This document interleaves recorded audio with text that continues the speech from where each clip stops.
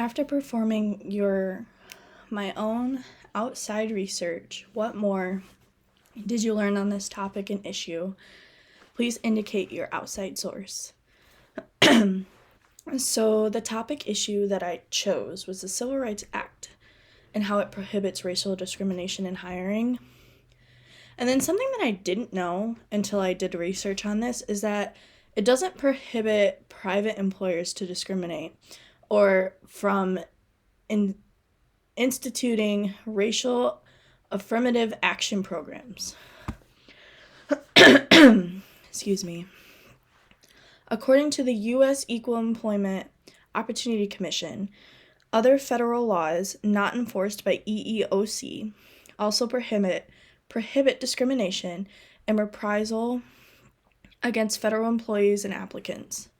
The Civil Service Reform Act of 1978, the CSRA, contains a number of prohibitions known as prohibited personnel practices, which are designed to promote overall fairness in federal personnel actions.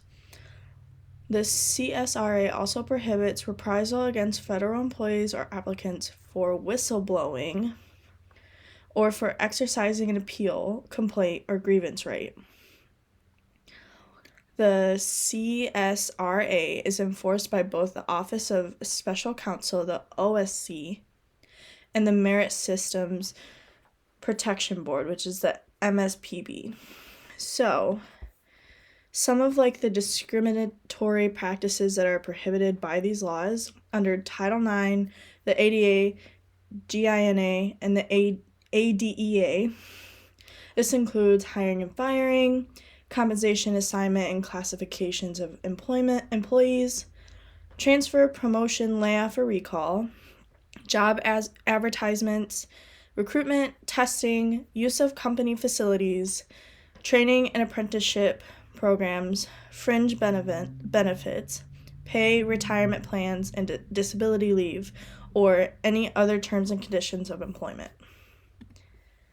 So, what are the regulatory and or legal implications of this topic or issue for hospitals and providers? If a healthcare organization wishes to diversify its workforce through a voluntary affirmative action program, it is important to consult with a skilled lawyer to avoid unintentionally running afoul of anti-discrimination laws and being subject to allegations of reverse discrimination by members of a majority group.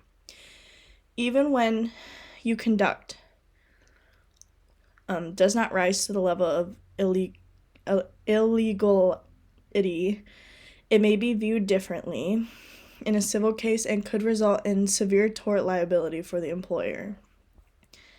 Did this legal brief leave you with any questions? Were these questions ones you had previously, once you developed only after finishing? I would say that I developed after finishing my research because I thought it was interesting that it only really applied to employers that weren't private. And yeah, you should follow these laws because it's so important to not discriminate in the workplace. But private employers do not follow these laws, and it's coming from experience. I worked for a private company when I was 17 years old, and they would work me, so you're only allowed to work a specific amount of hours when you're 17, which falls under the Age Discrimination Act or child labor laws. So they would overwork me at the age of 17, and they're private companies, so of course they can kind of get away with it because they can pay it off. How do these issues or ideas addressed in this topic issue mesh with your past experiences or readings in this or other courses? Do the ideas contradict or support each other? I personally don't think that this topic that I chose has been discussed before, so I can't necessarily say that my thoughts meshed with any other courses I have taken. And I say that because, yeah, we talk a lot about discrimination, and we talk a lot about other things, but at the same time, it's very hard to mesh them all together, I would say.